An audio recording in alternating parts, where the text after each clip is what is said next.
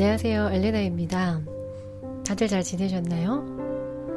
네, 지금은 추석 기간이라서 아마 가족들과 함께 보내시는 분들 많이 계실 거라고 생각이 되는데요.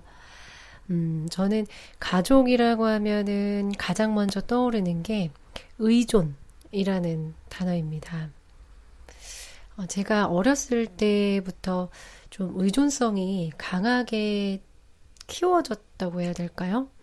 그러니까 독립심을 좀 많이 갖지 못한 상태로 자라게 됐습니다. 뭐 그 이후에는 제가 3살 때부터 굉장히 많이 아팠던 그런 경험들이 있고요. 뭐 거의 생과 사를 왔다 갔다 할 만큼 뭐 달리거나 뭐 춥거나 뭐 기온이 낮아지거나 습도만 높아도 굉장히 많은 영향을 받고 숨을 쉴 수가 없었기 때문에 이 부분 때문에 부모님들이 좀 과잉보호한 부분이 좀 크게 작용한 것 같습니다. 사실 우리가 의존성이라고 하는 것은요, 생각해보면은 우리 주변의 관계에서 굉장히 많이 볼 수가 있어요. 그나마 물질적인 것 같은 경우에는 뭐 술이나 담배, 음식, 어떤 뭐 놀이, 특정한 행동, SNS를 한다든지 이런 것들도 포함이 될 수 있는데요. 그나마 이런 것들은 조금 더 보기가 수월합니다. 이렇게 대상이 이렇게 그 사람이 아닌 것이기 때문에 우리가 보고 그래도 어떤 뭐 프로그램에 참여를 한다든지 뭐 금연에 대해서 바꾸려고 뭐 노력을 한다든지 이런 부분들이 좀 더 많이 이루어지는 건 사실인데요. 더 어려운 거는 아마 그 인간관계일 거예요. 왜냐면 인간관계 같은 거는 눈에 이렇게 딱 보이지를 않아요. 사실 의존이라고 하는 걸 제가 몰랐었는데요. 이번에 여러 책들을 보면서 제 자신을 좀 바라보게 됐는데 이게 제 삶에 아주 깊게 침투해 있더라고요. 그러니까 비단 부모님과의 관계뿐만 아니라 이 가정 내에서 생성됐던 이 의존성은 알지도 못하고 있었어요.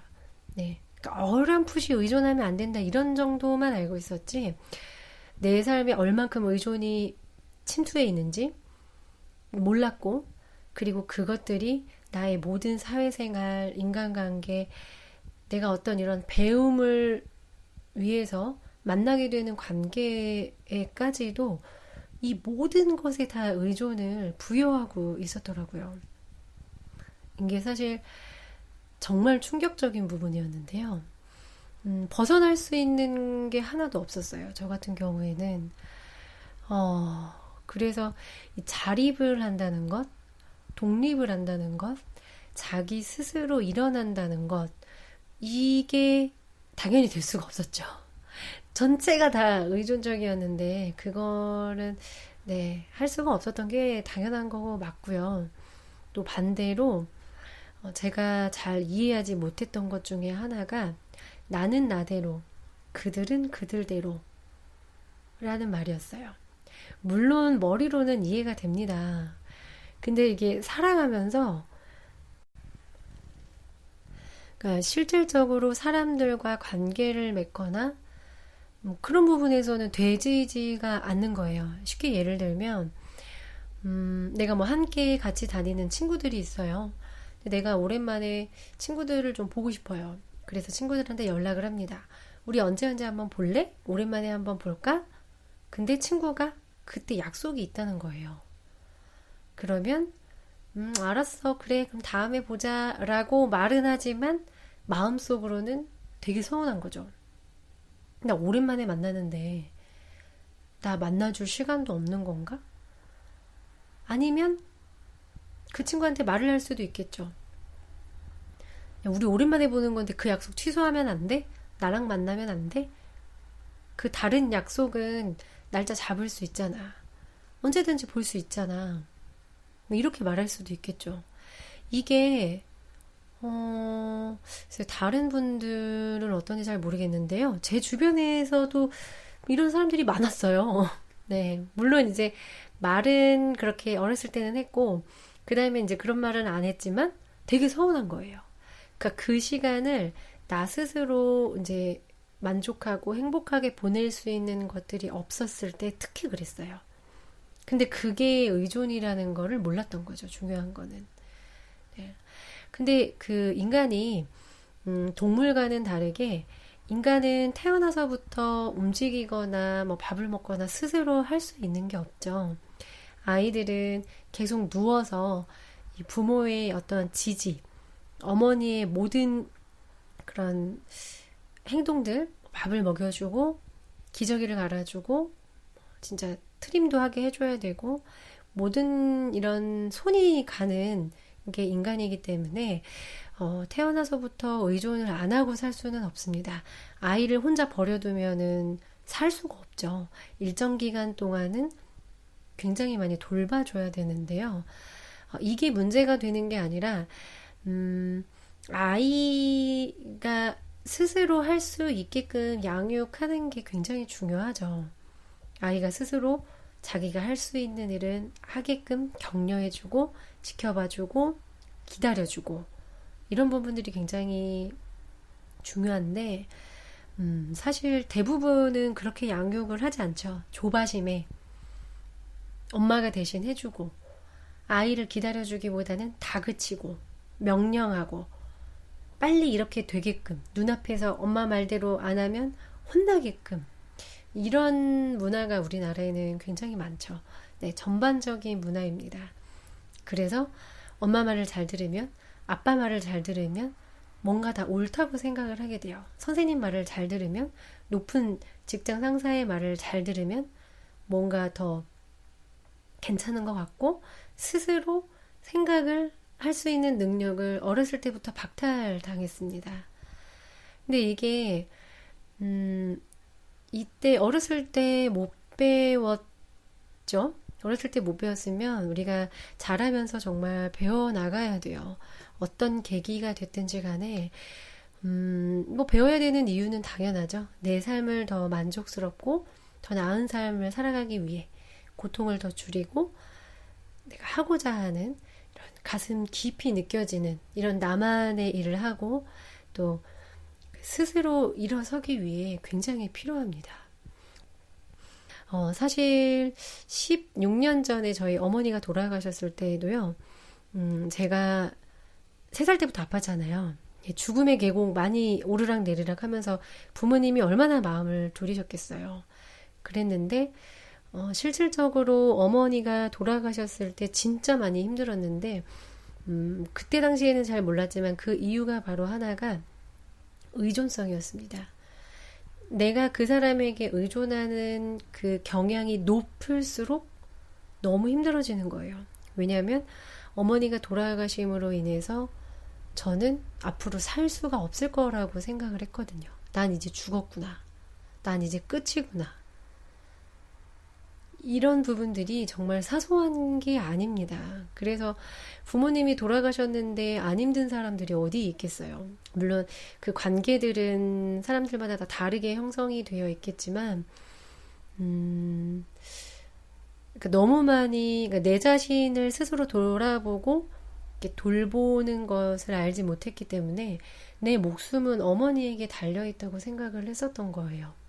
네, 그래서 내 목숨을 가지고 있던 사람이 죽었으니 나 또한 죽은 것이다. 이렇게 생각을 했었어요. 그게 바로 고통의 화근이 되었던 거죠. 그래서 실질적으로 남들보다 더 많이 오랜 시간 더 힘들었고요. 보통은 사람들이 그렇게 되면은 다른 의지할 것을, 그러니까 의존할 것을 찾게 되거든요. 예. 그러니까 의존에 대한 정의를 보니까요.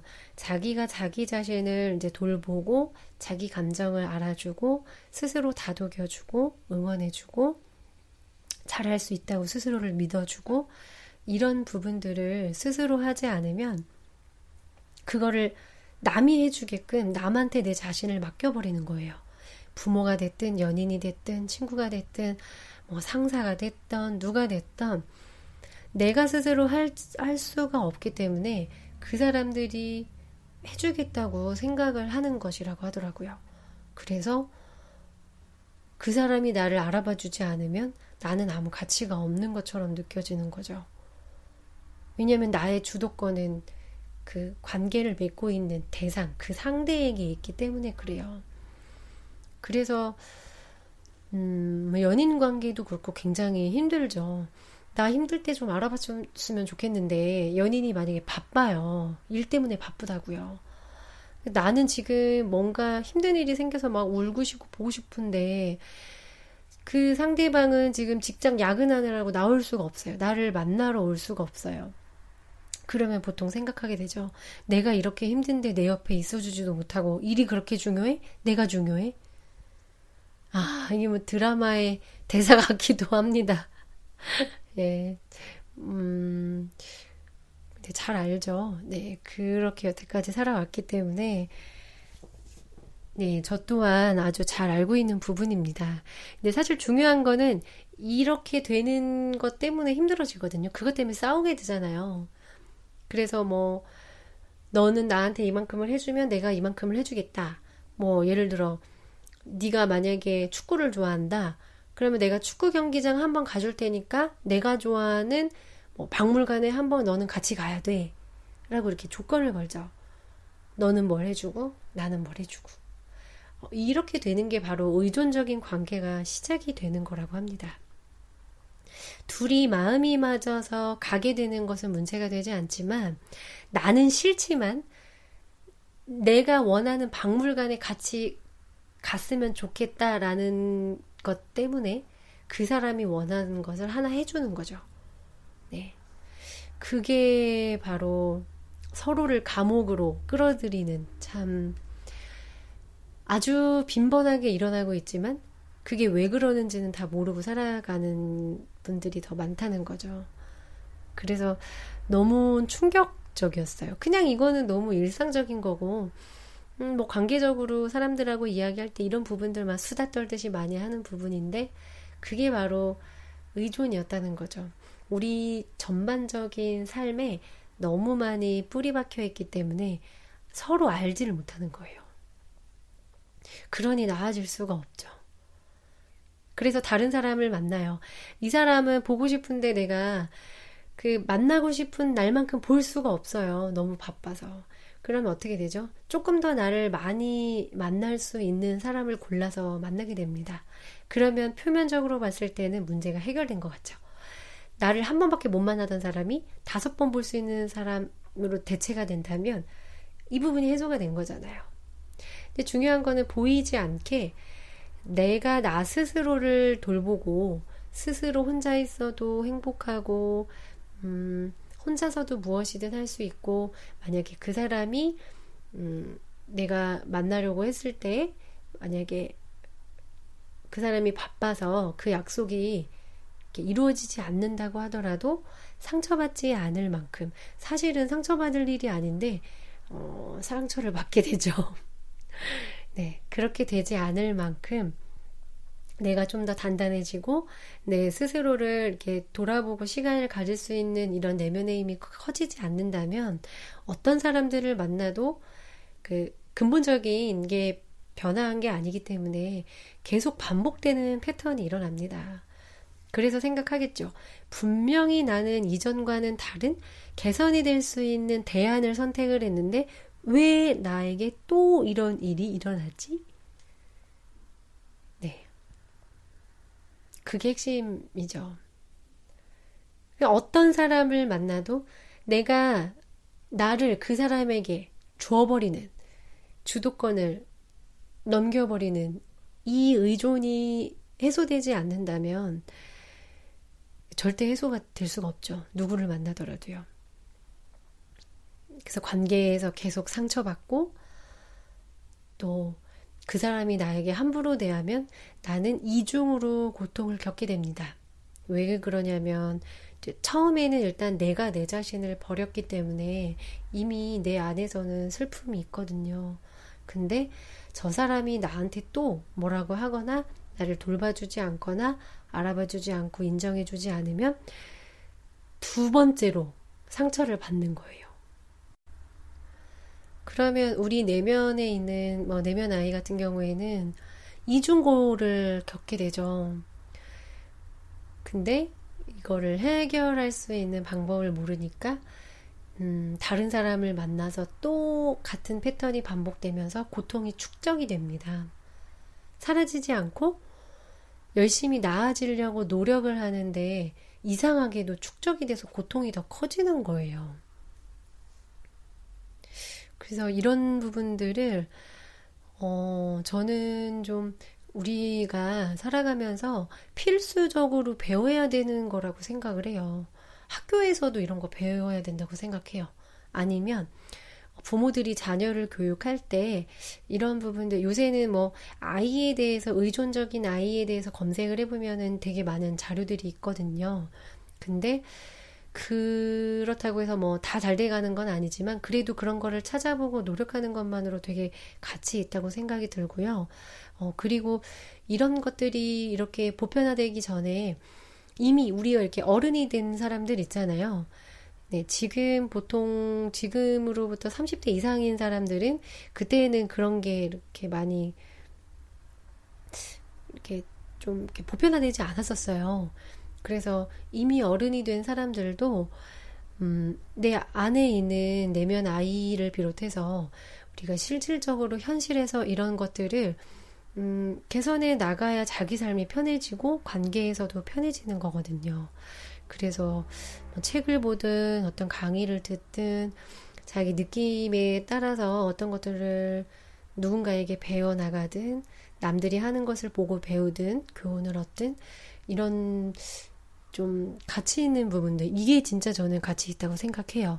지식을 많이 머릿속에 축적하는 것보다 뭐 삶에서 배우게 되든 지식을 통해 들어가서 어떻게 배우게 되든 이게 내 삶에서 항상 일어나는 일들이고 우리가 이런 고통을 체감하기 때문에 힘들어하기 때문에 또 상처를 많이 받게 되고 자존감이 굉장히 낮아지고 자기가 버려졌다는 이 느낌이 사라지지 않기 때문에 이런 공허함들 이런 것들을 좀 피하기 위해서라도 좀 알아봐야 된다고 생각을 합니다. 네. 그래서 좀 많이 씁쓸했던 것 같아요. 네. 내가 아직 되게 많이 자유로울 수 있는 부분이 없구나. 모든 관계를 통해서도 제가 제 자신으로 이렇게 사는 훈련을 한다고 말씀드렸잖아요. 그런 것들을 함에 있어서도 어떤 코치님들, 그런 그룹에게 너무 많이 의존을 하고 있었더라고요. 사실 그거를 몰랐는데요. 그것을 이번에 알게 되니까 너무 창피하고 내가 뭐 아무것도 없으면, 그러니까 예를 들어 그런 뭐 코치님이든 내가 공부를 하는 그런 그룹이든 아니면 뭐 어떤 관계가 됐던 누구 뭐 가족이 됐던 그런 것들이 없으면 나는 혼자 일어날 수 있는 힘이 없구나. 그거를 진짜 많이 보게 됐거든요. 그 자립이라는 게 물론 행동으로도 많이 그 필요한 부분인데요. 우린 아무래도 정신적으로 영향을 많이 받는 존재이기 때문에 정신적으로 독립하는 게 굉장히 필요한 일이구나. 내 스스로 잘했다고 말해주고 스스로 할 수 있다고 북돋아주고 다른 사람한테 듣고 싶은 말. 너 잘했어. 그래, 넌 할 수 있어. 실수했네? 실수했으면 다음에는 왜 이렇게 됐는지 한번 알아보고 다음번에 또 잘할 수 있지 않을까? 실수해도 괜찮아. 이런 말들 남에게서 듣고 싶어 하잖아요. 너 많이 힘드니? 그래, 내가 네 옆에 있어 줄게. 이것을 나의 성인자가 나의 내면 아이한테 말해줘야 되는 거죠. 괜찮아, 괜찮아. 울어도 괜찮고 지금 너무 답답하면 그 답답해하는 그 순간을 충분히 느껴도 돼. 그리고 나서 내가 네 옆에 있어 줄게. 너는 원하는 게 뭐니? 내가 네가 답답할 때 내가 어떻게 해줬으면 좋겠어? 그런 것들.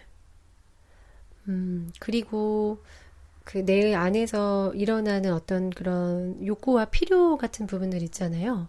그런 것들을 스스로 좀 알아보고, 음, 외부에서 예전에는 뭐 밥 같은 거 챙겨주고, 뭐, 뭐 힘들면은 그런 뭐 약도 사다 주고, 뭐 이렇게 뭐 피로회복제 같은 거 챙겨주고, 이런 거 저 되게 많이 했거든요.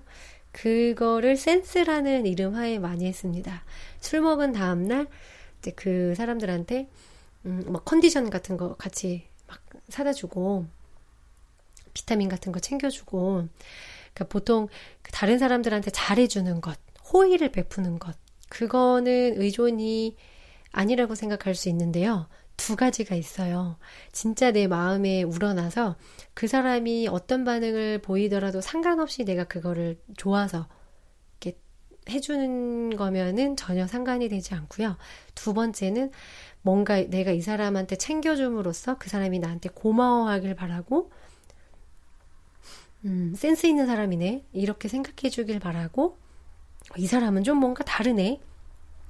이런 말을 이제 듣고 싶어서 그렇게 행동을 취한 거라고 하면 그게 바로 의존이라는 겁니다.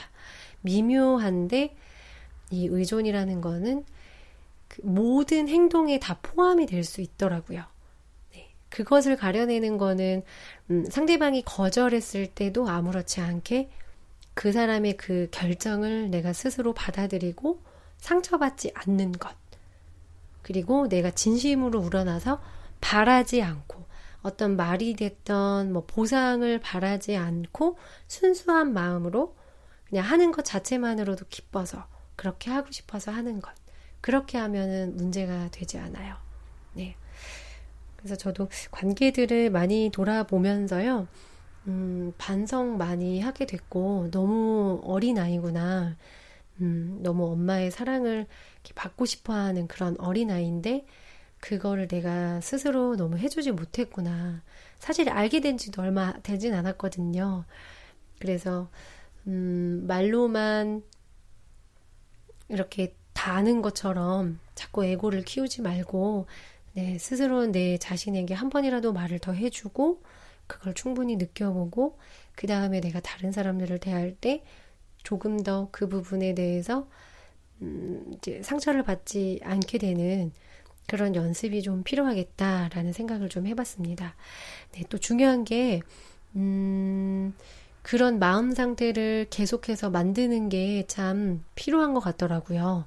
뭐 예를 들면, 뭐 이렇게 힘이 되는 글귀나 뭐 학원 같은 것도 좋고요. 그런 것들을 매일 아침에 읽어본다든지 아니면 좀 시간, 이렇게 자투리 시간 남을 때 그거를 계속 읽어주면서 이제 정말 내가 그렇게 느낄 때까지 해주면은 다른 사람들에게 그 의지하는 게 조금 더 줄어들고 내 안에서 좀 힘이 모락모락 생기는 것을 느낄 수 있었던 것 같아요. 네.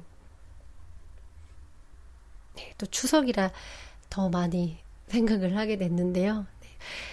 네, 여러분들은 어떠실지 모르겠네요. 네.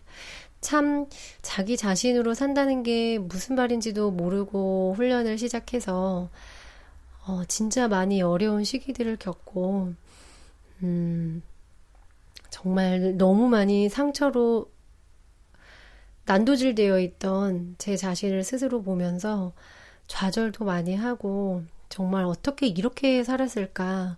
나에게는 왜 이런 환경이 주어졌던 걸까? 정말 많이 원망도 했는데요. 그 마음이 아예 사라진 것은 아니지만, 그래도 이런 것들을 하나하나 작은 거라도 좀 배워 나가는 게 저에게는 굉장한 기쁨과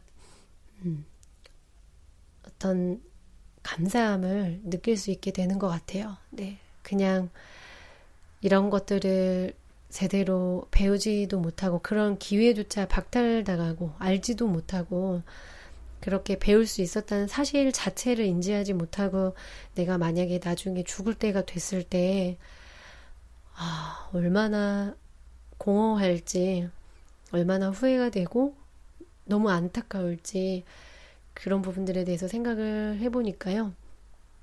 지금은 힘들더라도 뭐 애고도 많고 상처도 많고 미숙하기도 하고 뭘 잘 못하는 것도 많고 보이지 않았던 거 끄집어내니까 더 바보 같아지는 것도 많고 지금은 뭐 되는 게 없는 것처럼 보이는 지금이지만 앞으로 어떻게 될지는 정말 모르겠지만요.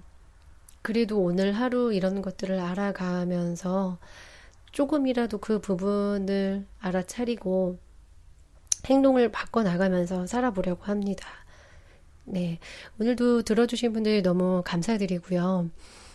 네. 누군가 알려주지 않았다고 하더라도 어떤 기회가 된다면 그 기회들을 놓치지 않으셨으면 좋겠습니다. 시간이 정말 생각보다 진짜 빨리 가는 것 같아요. 네, 예전처럼 나만 상처가 크고 나만 이 세상에서 제일 힘들고 그렇기 때문에 너무 그 껍데기 안에서 살아가는 그 날들이 그 하루하루가 정말 쏜살같이 빠르더라고요. 네, 직면하기 싫어서 잠깐 눈 감았던 순간들, 이불 속에 들어갔던 순간들, 그 하루를 그냥 흘려보냈던 날들이 생각보다 금방 몇 년이 흘렀다는 거를 자각하게 돼서 우리 삶이 정말 길지 않구나. 이러다가 정말 금방 죽음과 더 가까워지겠구나. 그러면 이렇게 내가 힘들다고 누워만 있고 피하고만 있으면 아무것도 되지 않는구나. 그런 생각이 좀 많이 들었습니다. 그래서 아프고 힘들고 바보 같고 정말 일반 사람들보다 더 못나 보이고 그런 모습들을 가지고 있는 저지만요. 저는 포기하지 않고 가려고 합니다. 네. 여러분들도 포기하지 않으셨으면 좋겠어요. 네. 어떤 모습이든 어떤 상황이든 네, 우리들은 항상 기회를 가지고 있고 또 더 큰 존재가 또 우리를 지켜보고 보호해주고 있기 때문에